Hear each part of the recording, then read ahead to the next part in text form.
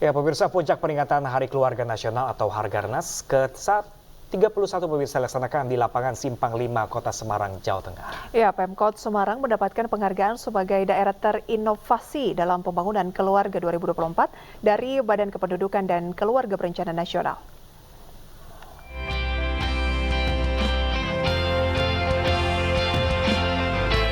Puncak peringatan Hari Keluarga Nasional atau Hargarnas ke-31 dilaksanakan di lapangan Simpang 5 Kota Semarang, Jawa Tengah, dihadiri oleh Menteri Koordinator Bidang Pembangunan Manusia dan Kebudayaan Muhadjir Effendi, serta Kepala BKKBN Hasto Wardoyo.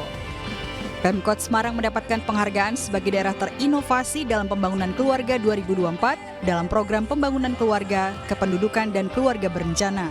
Selain itu, Pemkot Semarang juga dinilai berhasil dalam percepatan penurunan stunting dan mewujudkan keluarga berkualitas menuju Indonesia Emas pada 2045.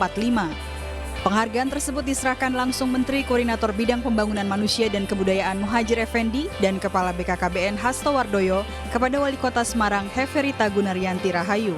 Ya, alhamdulillah dengan semua bergerak, biasanya ini kan dinas-dinas kan jalan sendiri. Ini kan adalah berkolaborasi termasuk dengan stakeholder sehingga indikator-indikator yang diperlukan ini bisa tercapai. Kalaupun kurang harus direview, kalaupun kurang harus dievaluasi. Kalau memang sudah bagus ya ditingkatkan, bahkan dipertahankan minimal, dan yang lainnya harus dievaluasi. Puncak Hargarnas atau Hari Keluarga Nasional tahun 2024 yang digelar di Kota Semarang diikuti oleh ribuan partisipan dari sejumlah kota di Indonesia. Dari Semarang, Jawa Tengah, Doni Marendra, iNews melaporkan.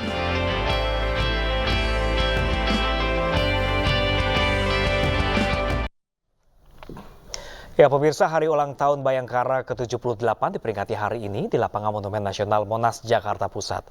Acara bertemakan Bayangkara ke-78 menuju Indonesia Emas terbuka untuk umum dan tanpa dipungut biaya.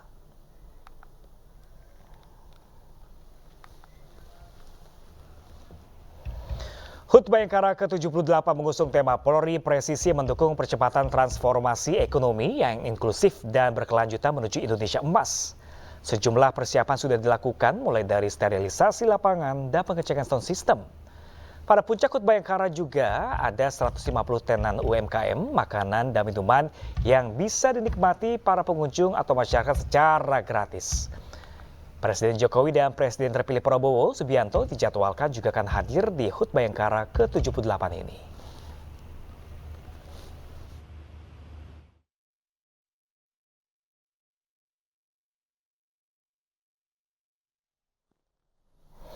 Dan pemirsa, untuk mengetahui persiapan jelang puncak perayaan ulang tahun ke-78 Bayangkara yang akan digelar sore nanti, pemirsa, sudah bersama kami rekan Irfan Hardiansyah langsung dari kawasan Monas, Jakarta Pusat. Selamat siang rekan Irfan, apakah benar nanti sore acara dibuka untuk umum dan serba gratis? Baik, selamat siang Pram dan juga pemirsa. Untuk situasi terkini di tempat kami melaporkan saat ini pada puncak acara HUT Bayangkara ke-78 ini sejumlah persiapan masih terus dilakukan, mulai dari pengecekan sound system juga sterilisasi lapangan. Dan untuk puncak acara sendiri ini akan dilaksanakan mulai pukul 15.30 waktu Indonesia bagian Barat dan dilanjutkan dengan defile, kemudian juga pertunjukan marching band dan ada terjun payung. Dan untuk pada puncak HUT Bayangkara ke-78 ini mengusung tema Polri Presisi mendukung percepatan transformasi ekonomi yang inklusif dan berkelanjutan menuju Indonesia Emas 2045. Dan pada puncak HUT Bayangkara tahun ini, Presiden Joko Widodo dan juga Presiden terpilih Prabowo Subianto dijadwalkan akan hadir pada acara hari ini.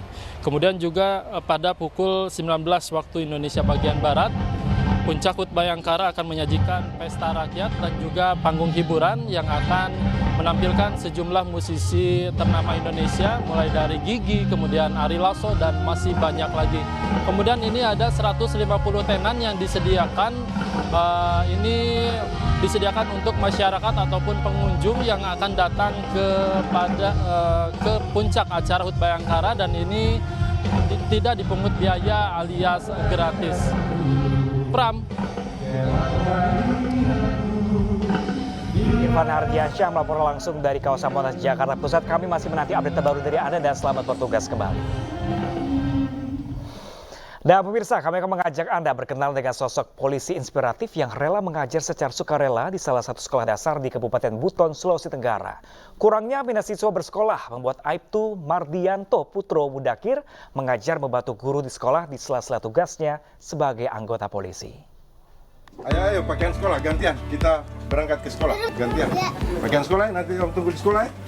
Ayo, pakaian. Nah, Cemong, ayo.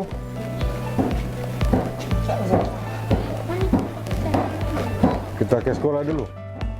Inilah Aibtu Mardianto, Putro Mudakir, yang juga seorang anggota kepolisian Polres Buton yang berdinas di Polsek Lasa Limu sebagai Kanit Limas.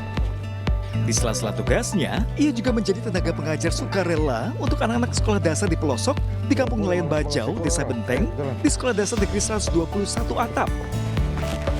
Ayo ke sekolah. Ayo. Dirinya mendapatkan jadwal 3-4 kali pertemuan dalam seminggu.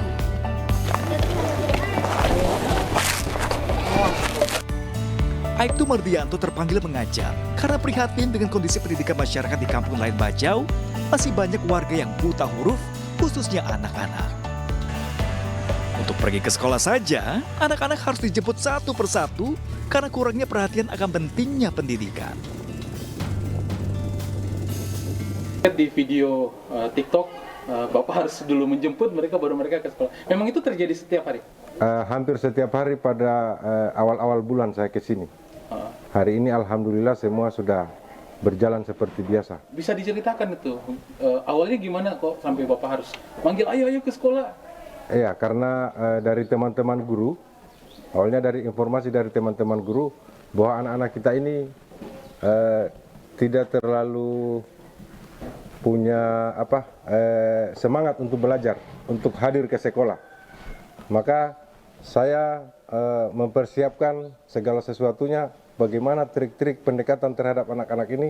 Assalamualaikum warahmatullahi wabarakatuh. Bahkan untuk meningkatkan antusias siswa ke sekolah, Aibtu Mardianto kerap memberikan hadiah seperti makan, alat tulis, hingga ajak jalan-jalan ke kota di akhir pekan.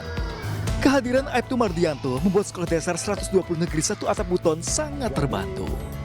Polisi harapkan nanti ada... Ini tidak boleh kita kerja sendiri, apalagi di daerah terpencil seperti ini. Di sini butuh kolaborasi yang bisa artinya sinergikan ini hal ini pendidikan, karena kami guru keadaan terbatas, apalagi ini daerah terpencil, Pak. Jadi saya kemarin lapor ke Kapolsek, secara kebetulan Bapak ini yang punya peduli dengan ini, sehingga alhamdulillah pada hari ini beliau sekitar 1 tahun ini bersama kami. Dan saya memang dengan beliau itu ucapan terima kasih banyak.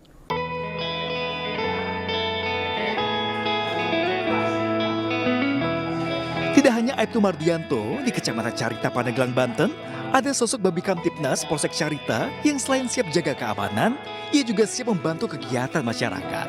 Kali ini, Bribka Eka membantu mengajar di SD Negeri Cinoyong 1 karena guru berhalangan hadir. Melihat kegiatan belajar mengajar kosong, Bribka Eka dengan sigap menghadap pihak sekolah untuk mengajar siswa. Tadi mungkin ada kegiatan mengisi jam pelajaran yang kosong karena gurunya berhalangan hadir. Jadi biasanya saya seperti biasa, kalau memang ada jam pelajaran yang kosong daripada disia-siakan, saya yang masuk entah di bidang olahraga ataupun baris berbaris. Bukannya takut, para siswa malah senang diajar seorang guru berseragam polisi. Bahkan saat mengajar, Bribka Eka kerap lontarkan sejumlah candaan. Selain mata pelajaran umum, para siswa juga diajarkan tegas, disiplin, tidak boleh membuli sesama teman. Ini lagi diajarin sama Bapak polisi ya? Takut nggak? Enggak. Enggak ya? Kenal, ini siapa namanya? Pak Eka. Pak Eka. Ini lagi diajarin apa nih sekarang nih sama Pak Eka nih? Agama, olahraga. Sering Pak Eka datang ke sekolah ini ya? Sering. Jadi udah nggak asing ya dengan Pak Eka ya? Enggak. Senang gak sih diajarin sama Pak Eka? Senang. Selain mengajar di sekolah, Bribka Eka juga dikenal sebagai Babin Kaptipnas yang aktif membantu dan menjaga keamanan desa selama 24 jam. Sosok Bribka Eka dan Aibtu Mardianto kini viral di desa mereka. Hal ini dilakukan agar orang lain bisa peka terhadap lingkungan sekitarnya dan bermanfaat untuk masyarakat. Dari Pandeglang, Banten dan Buton, Sulawesi Tenggara, Tim Liputan Ayus melaporkan. Dalam rangka HUT Bayangkara, Polres Alor memanfaatkan knalpot hasil razia menjadi rumah di dalam laut, pemirsa. Dan knalpot dirangkai, pemirsa, membentuk seperti bubu atau alat tangkap tradisional warga Alor.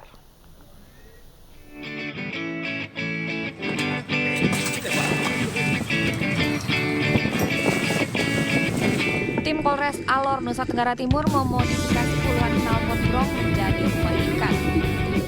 Knalpot brong yang digunakan merupakan hasil razia selama 1 tahun terakhir. Sebelum ditenggelamkan ke dalam laut, knalpot dirangkai dan dilas menjadi seperti bubu atau alat tangkap ikan tradisional warga Alor. Titik penempatan rangkaian knalpot berada di tempat wisata bawah laut Pantai Alor Besar yang masuk dalam kawasan konservasi. Selain menjadi media rumah ikan, diharapkan membantu pertumbuhan terumbu karang. Knalpot racing ini untuk kita jadikan rumah ikan dan barusan saja kita turunkan ke bawah laut agar menjadi rumah ikan sehingga ikan-ikan bisa berkembang lebih banyak lagi, dijadikan knalpot racing itu sebagai rumah mereka dan juga membudidayakan terumbu karang agar bawah laut semakin baik dan semakin banyak terumbu karangnya. Sebelumnya, tim Polres Alor juga telah menenggelamkan 10 unit motor bekas dengan tujuan sama, yaitu menjadi rumah ikan buatan. Kegiatan ini bertujuan untuk menjaga ekosistem laut dan juga menambah daya tarik wisata bawah laut Alor. Dari Alor, Nusa Tenggara Timur, Dani Manu, iNews melaporkan. Ya, pemirsa, 2.000 lebih peserta antusias mengikuti audisi Indonesian Idol Season 13 yang digelar RCTI di Kota Semarang, Jawa Tengah. Ajang pencari bakat ini merupakan gelaran positif bagi anak muda untuk menunjukkan bakat serta kemampuan di dunia tarik suara.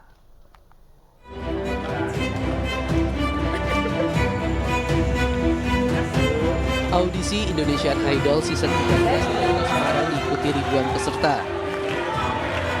Bertempat di Gedung Taman Budaya Raden Saleh, Semarang ini, kaum muda tunjukkan talentanya di bidang tarik suara. Kota Semarang menjanjikan ya, dari kemarin juga kita udah lihat ada yang bagus, dari hari ini juga kita lihat ada yang bagus, tinggal persaingannya dengan kota-kota lainnya aja. Antusiasme peserta audisi Indonesian Idol Season 13 di Kota Semarang cukup tinggi. Bakat dan kemampuan bernyanyi ditunjukkan para peserta untuk lolos audisi dalam ajang pencarian bakat bergengsi ini. Persiapannya ya cukup hafalin lagu aja dan juga atur pernapasan aja sih, sama persiapin mental yang lebih pasti. Kalau aku motivasinya memang impian aja sih, pengen masuk dunia entertain. Setelah Kota Semarang, audisi akan berlangsung di Kota Palembang, kemudian disusul sejumlah kota di Pulau Kalimantan dan Pulau Jawa. Dari Semarang, Jawa Tengah, Kristadi, iNews melaporkan.